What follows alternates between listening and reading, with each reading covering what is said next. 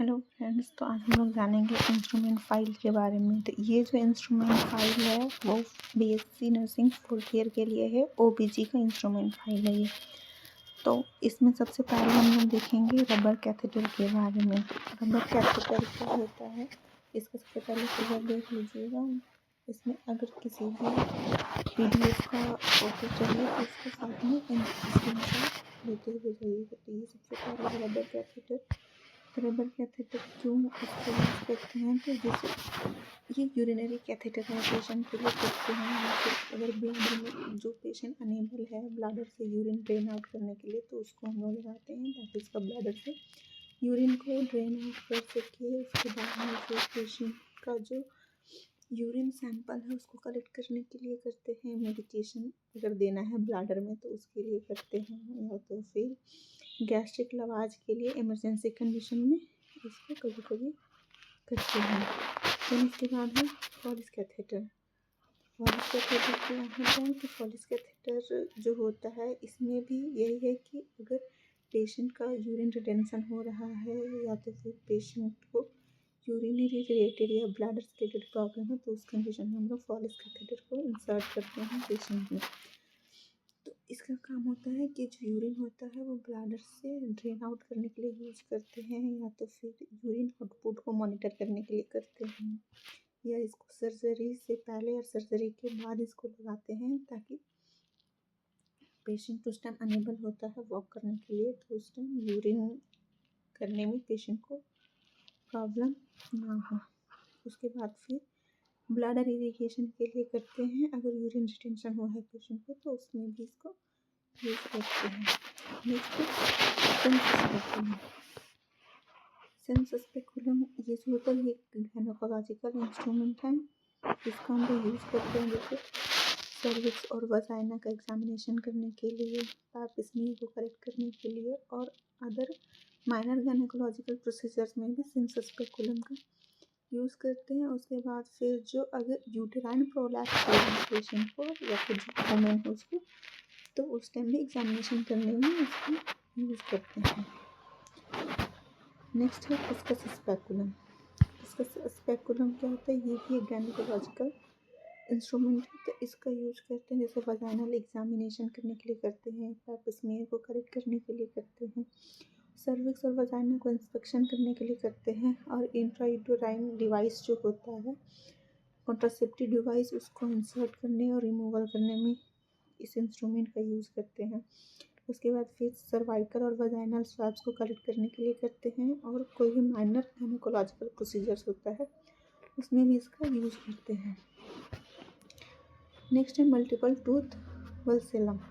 Multiple tooth वल्सेलम जो होता है इसका हम लोग यूज़ करते हैं गायनोकोलॉजिकल या ऑब्स्टेट्रिक प्रोसीजर्स जो होता है उसमें। तो इसका जो यूज़ होता है कि इंट्रायूटेराइन कॉन्ट्रासेप्टिव डिवाइस का इंसर्शन में इसका यूज़ होता है। उसके बाद DNC मतलब डायलेटेशन और क्यूरेटिव, ये एक मेथड है एबॉर्शन का, डायलेटेशन एंड क्यूरेटिव। उसके बाद फिर सर्वाइकल बायोप्सी के लिए करते हैं, वजाइनल सर्जरीज के लिए करते हैं, और MTP मीन्स की medical termination of pregnancy procedures जो होता है, मतलब वही MTP एबॉर्शन नहीं आता है तो उसके लिए भी करते हैं।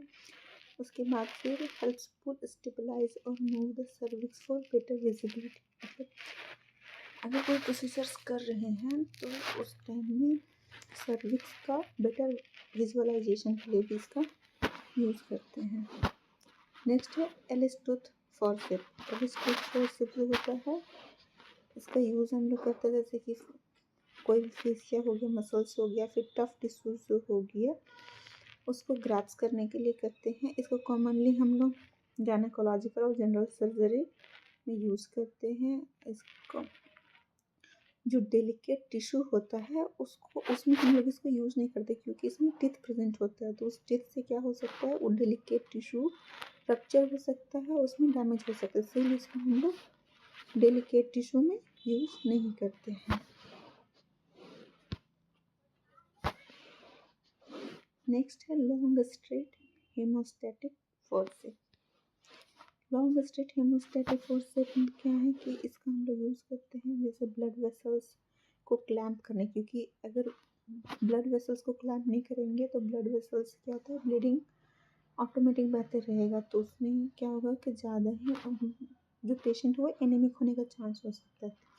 तो जब ब्लीडिंग होता है सर्जरीज के दौरान में, तो उस टाइम ब्लड वेसल्स को क्लैम्प करने के लिए करते हैं। उसके बाद फिर टिश्यू को ग्राफ्ट करने के लिए करते हैं, सूचर करने के लिए, फिर फॉरेन बॉडी को ग्राफ्ट करने के लिए भी करते हैं। उसके बाद फिर है blunt dissection in deeper surgical planes, handling structures in abdominal, thoracic और पेल्विक सर्जरी। इसमें भी सर्जरीज में इसका यूज़ करते हैं। नेक्स्ट है फ्रैक्चर्स हीमोस्टैटिक में है कि इसका हम लोग यूज़ करते हैं। सॉरी थोड़ा सा मिस्टेक हो रहा है। फ्रैक्चर्स हीमोस्टैटिक है, इसका हम लोग यूज़ करते हैं। इसको कॉमनली जो यूज़ होता है जो फेसिया, मसल्स और स्किन का जो एड्स, मतलब जो लास्ट का एंड होता है, उसको होल्ड करने के लिए करते हैं। जब सूचर करते हैं उस टाइम पे, उसके बाद फिर ब्लीडिंग को कंट्रोल करने के लिए करते हैं, क्योंकि जो ब्लड वेसल्स होता है उसको होल्ड करते हैं। उसके बाद में फिर सूचर ट्रैक्शन होता है, उसको भी होल्ड करने के लिए करते हैं। और इसमें जो ऑर्थोपेडिक्स या फिर जनरल और गायनेकोलॉजिकल सर्जरी जो होता है, जहाँ पर स्ट्रॉन्ग ग्रिप का रिक्वायरमेंट होता है, वहाँ पर भी इस इक्विपमेंट का यूज़ करते हैं। नेक्स्ट है long straight scissor. Long straight scissor होते हैं, इसको हम लोग यूज़ करते हैं। जैसे अगर सूचर पहले हुआ है तो उस टाइम सूचर को कटिंग करने के लिए, बैंडेज को कटिंग करने के लिए, और ड्रेसिंग्स अगर हुआ है पेशेंट का तो ड्रेसिंग को कटिंग करने के लिए इसका यूज़ करते हैं। उसके बाद फिर सॉफ्ट टिश्यू जो होता है उसको विजुअलाइज, मतलब कि उसको डाइसेक्शन मीन्स कि उसको प्रॉपर विजुअलाइज या फिर एग्जामिन करने के लिए इसका यूज़ करते हैं। उसके बाद फिर जनरल सर्जरीज में भी यूज़ करते हैं, गायनेकोलॉजिकल सर्जरीज में, ENT में और अदर सर्जरीज में इसका यूज़ करते हैं। नेक्स्ट है यूटेराइन साउंड। तो यूटेराइन साउंड का यूज़ है कि इसका हम लोग टू मेजर यूटेराइन डेप्थ, जो यूटेराइन का डेप्थ मतलब यूट्रस जो है कितना डेप्थ है उसको मेजर करने के लिए इसका यूज़ करते हैं। उसके बाद फिर टू डिटरमाइन द डायरेक्शन, मतलब जैसे यूटेराइन का डायरेक्शन कैसा है उसको डिटरमाइन करने के लिए यूज़ करते हैं। उसके बाद फिर यूट्रस का पेटेंसी को चेक करने के लिए, सर्वाइकल कैनाल का पेटेंसी को चेक करने के लिए यूज़ करते हैं। और जैसे यूटेराइन एनोमलीज कोई सी, जैसे कि बाइक यूट्रस हो गया या फिर अदर किसी भी तरह की प्रॉब्लम यूट्रस में है तो उसको डायग्नोज करने के लिए भी इसको यूज़ करते हैं। नेक्स्ट है सर्वाइकल डायलिटर्स। सर्वाइकल डायलिटर्स जो होता है ये दो तरह का होता है, दास और हेगर्स डायलिटर्स और हॉकिंस नंबर। इसका हम लोग यूज़ करते हैं जैसे सर्विक्स को डायलेट करने के लिए, फिर DNC जो पहले होता है डायलिटेशन इन क्यूरेटिव, जो एक एबॉर्शन का प्रोसीजर का नाम है, तो उसमें इसका यूज़ करते हैं। उसके बाद फिर before procedures like hysterectomy, intrauterine device insertions in difficult cases और सर्वाइकल स्टेनोसिस ट्रीटमेंट। तो सर्वाइकल स्टेनोसिस मतलब कि जो सर्विक्स होता है अगर वो छोटा हो गया है तो उसका ट्रीटमेंट के लिए, क्योंकि सर्वाइकल स्टेनोसिस में अगर सर्वाइकल छोटा हो गया तो उसमें इस डायलेटर्स को इंसर्ट करके वो जो एरिया होता है उसको वाइड करते हैं, और इंट्रायूटेराइन डिवाइस को इंसर्ट करने के लिए भी इसका यूज़ करते हैं। उसके बाद फिर लेबर इंडक्शन में भी असिस्ट करने के लिए इसका यूज़ करते हैं।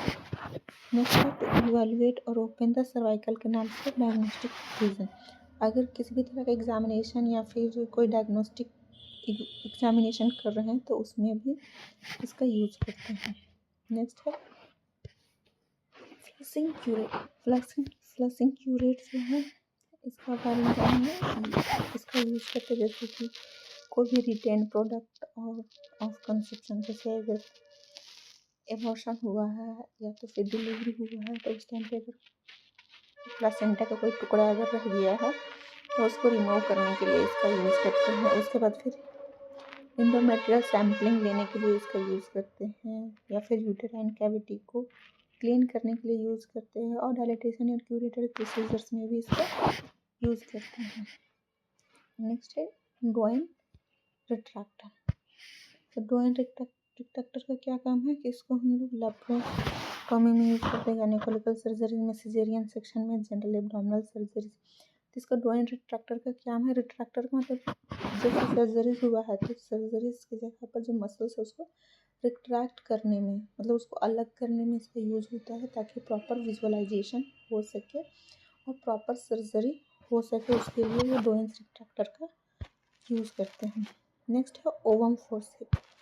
ओवम फोर्सेप्स का क्या काम है कि इसमें अगर कोई भी रिटेन प्रोडक्ट रह गया है कंसेप्शन का तो उसको रिमूव करने के लिए, प्लेसेंटल टिश्यू रह गया उसको रिमूव करने के लिए, और ब्लड क्लॉट्स अगर रह गया है यूट्रस में तो उसको रिमूव करने के लिए करते हैं। उसके बाद फिर और इसका जैसे अगर इनकम्प्लीट एबॉर्शन, अगर एबॉर्शन हुआ है पेशेंट का लेकिन अगर वो कंप्लीट नहीं हुआ है तो उसको जो जैसे रिटेन प्रोडक्ट रह गया तो उसी तरह से रिटेन अगर प्रोडक्ट है तो उसी को रिमूव करने के लिए इसका यूज़ करेंगे। और postmortem procedure to clear retain tissue, एक ही बात है।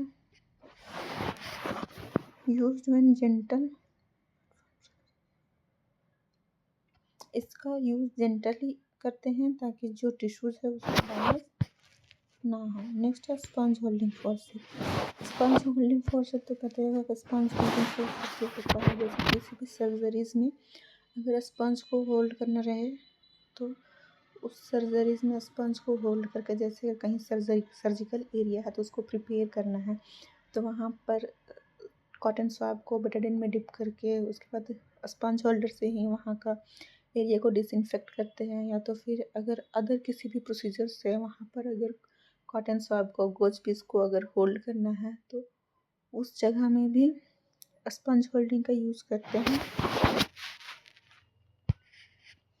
नेक्स्ट है किलिस लॉन्ग फोर्सेप्स। किलिस लॉन्ग फोर्सेप्स का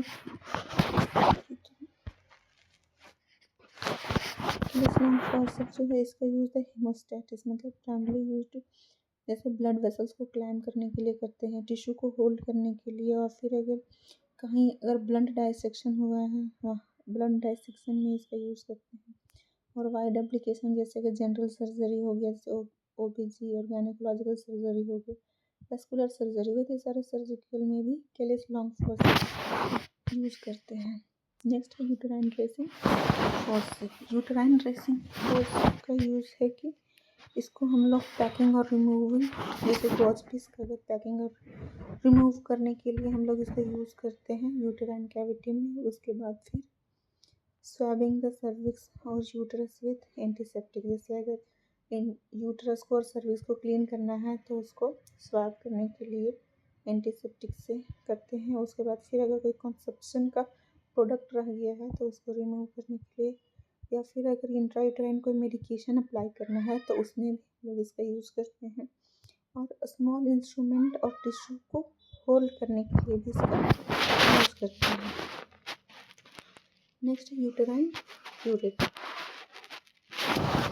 यूटेराइन क्यूरेट का हम लोग यूज़ करते हैं जैसे डायरेक्टेशन और क्यूरेटिव को डायग्नोस्टिक में यूज़ करते हैं। उसके बाद रिटेन प्रोडक्ट अगर रह गया कंसेप्शन का तो उसको रिमूव करने में यूज़ करते हैं। अगर इनकम्प्लीट एबॉर्शन अगर हुआ है तो उसको मैनेज करने में इसका यूज़ करते हैं। अगर इंडोमेट्रियल टिश्यू का अगर सैम्पलिंग लेना है बायोप्सी के लिए तो उसमें यूज़ करते हैं। उसके बाद फिर अगर पॉलिप्स और एबनॉर्मल टिश्यू अगर इंडोमेट्रियम में हुआ है तो उसको भी स्क्रैप करने के लिए यूज़ करते हैं।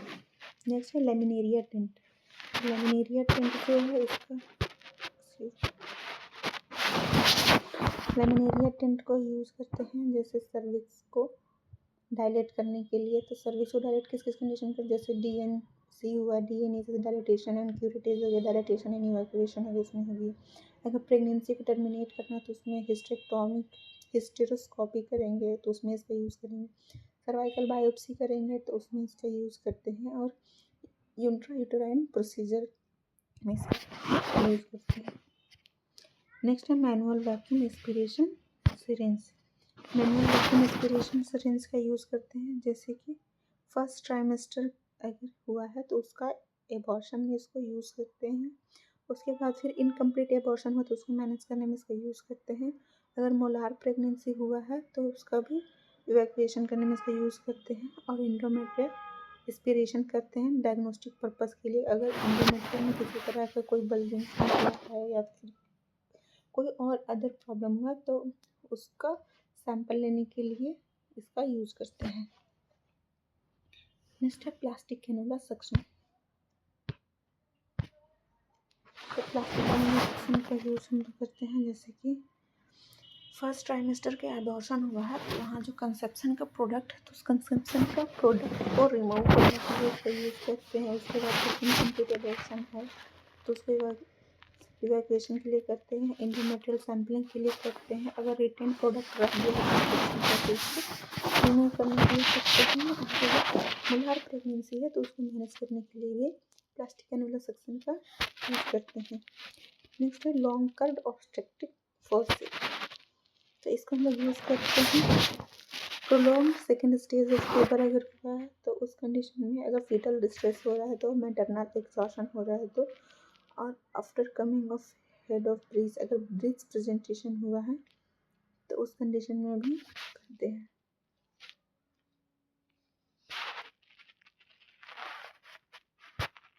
नेक्स्ट है short curve obstructive force. Short curve obstructive force को यूज़ करते हैं जैसे लेस मैटरनल ट्रॉमा के लिए, क्योंकि अगर मदर लेबर में है तो उस समय इसका लोग ज़्यादा यूज़ नहीं करते हैं। तो अगर जैसे आउटलेट फोर्स से डिलीवरी करवाना है तो या फिर ज़्यादा फोर्स का यूज़ नहीं करते डिलीवरी करवाना है तो, और अगर सेकेंड स्टेज ऑफ लेबर में अगर डिले हो रहा है तो फीटल डिस्ट्रेस हो रहा है अगर सेकेंड स्टेज में तो, और मैटरनल एग्जॉशन हो रहा है तो उस कंडीशन में हम लोग short curve obstructive force use करते हैं। नेक्स्ट है किलन फोर्सेप। किलन फोर्सेप का यूज़ है कि हम लोग इसको डीप ट्रांसवर्स अरेस्ट होता है तो उस टाइम पे इसका यूज़ करते हैं, या फिर अगर ऑसिपिटो पोस्टीरियर पोजीशन अगर परसिस्टेंट रह रहा है उस कंडीशन में करेंगे, और अगर रोटेशनल फोर्स से डिलीवरी करवाना तो उसमें करेंगे, और अगर मैनुअल रोटेशन अगर फेलियर हो गया है तो हम लोग इसका यूज़ करते हैं ताकि डिलीवरी करवा सकें। नेक्स्ट है फोर्सेप्स एक्सट्रैक्शन डिवाइस। जो है कि इसमें हम लोग ट्रैक्शन को कंफर्म करने के लिए यूज़ करते हैं।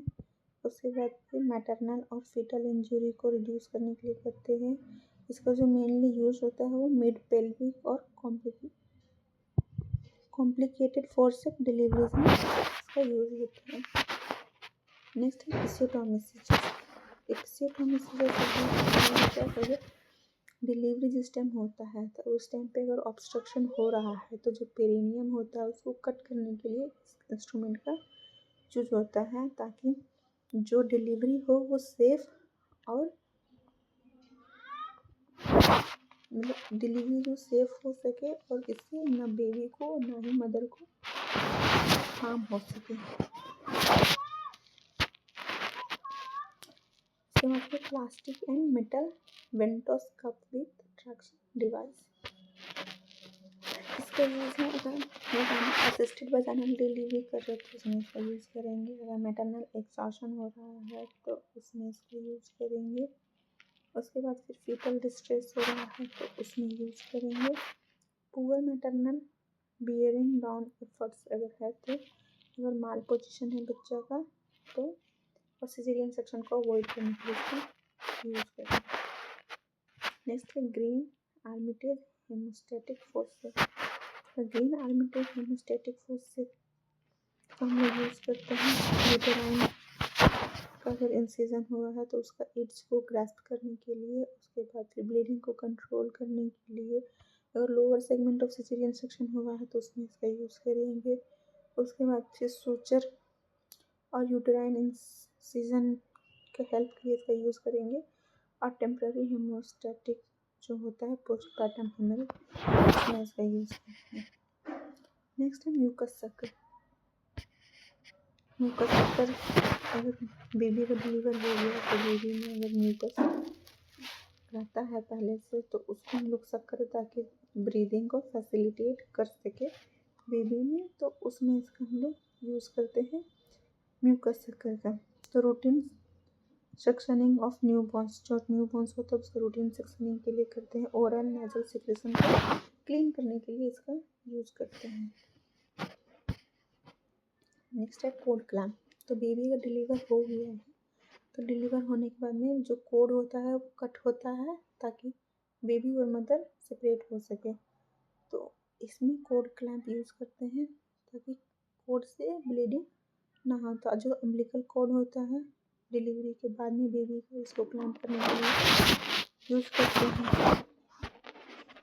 देन उसके बाद है पिनार्ड्स स्टेथोस्कोप। पिनार्ड्स स्टेथोस्कोप जो है इसका यूज़ करते हैं फीटल हार्ट साउंड को सुनने के लिए, या फिर फीटल वेलबिंग है कि नहीं, फीटल डिस्ट्रेस में जा रहा है या वेलबिंग है, इसको जानने के लिए असेस करने के लिए इसका यूज़ करते हैं।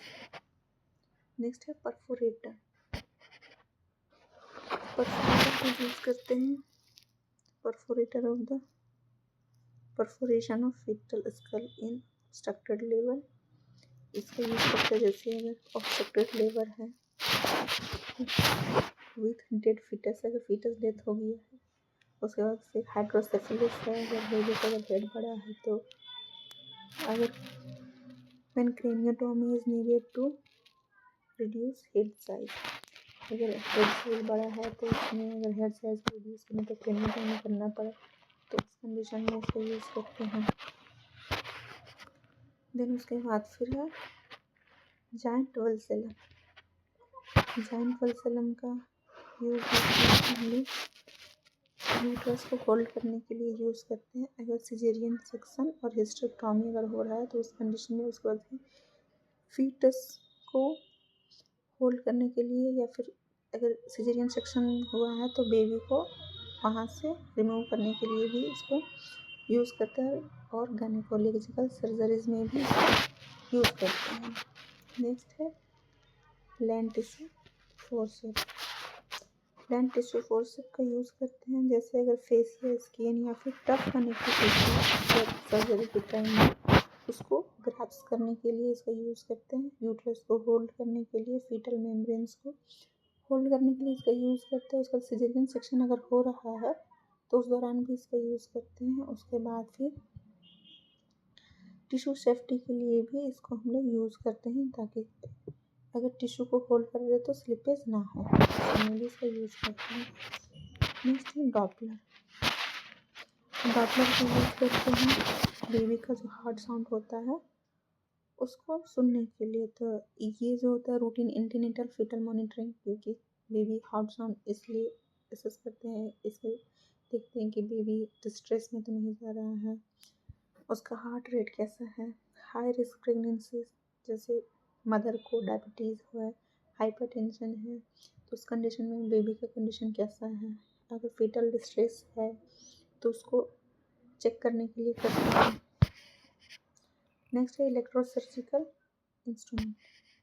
इलेक्ट्रोसर्जिकल इंस्ट्रूमेंट क्या है, इसका यूज़ करते हैं कटिंग और कोगुलेशन के लिए, ब्लड लॉस को मिनिमाइज करने के लिए, ऑपरेशन टाइम को रिड्यूस करने के लिए, सर्वाइकल प्रोसीजर्स में इसका यूज़ करते हैं, मायोमेक्टोमी और फैब्रॉइड एक्सिजन में इसका यूज़ करते हैं, हिस्टेरेक्टोमी में करते हैं, और एंडोमेट्रियोटिक लीजन में इसका यूज़ करते हैं। नेक्स्ट है हिस्टेरेक्टोमी फॉरसेप्स। हिस्टेरेक्टोमी फॉरसेप्स का यूज़ करते हैं जैसे कि यूटराइन जो आर्टरीज है उसको क्लैंप करने के लिए, लिगामेंट्स को होल्ड करने के लिए, और हेमरेज अगर हो रहा है हिस्टेरेक्टोमी सर्जरीज के दौरान में तो उसको कंट्रोल करने के लिए। उसके बाद में फिर सिक्योरिंग टिश्यू पेडिकल्स बिफोर लिगामेंशन, तो जो टिश्यू पेडिकल्स होता है उसको सिक्योर करने में भी इसका हिस्टेरेक्टोमी फॉरसेप्स का यूज़ करते हैं। नेक्स्ट है टेनाकुलम। टेनाकुलम का यूज़ क्या है, इसको हम लोग सर्वाइकल बायोप्सी में यूज़ करते हैं, इंट्रायूटेराइन डिवाइस इंसर्शन में यूज़ करते हैं, डायलिटेशन एंड क्यूरेटिव में यूज़ करते हैं, हिस्टेरोस्कोपी में यूज़ करते हैं, और वजाइनल हिस्टेरेक्टोमी में इसका यूज़ करते हैं। Thank you.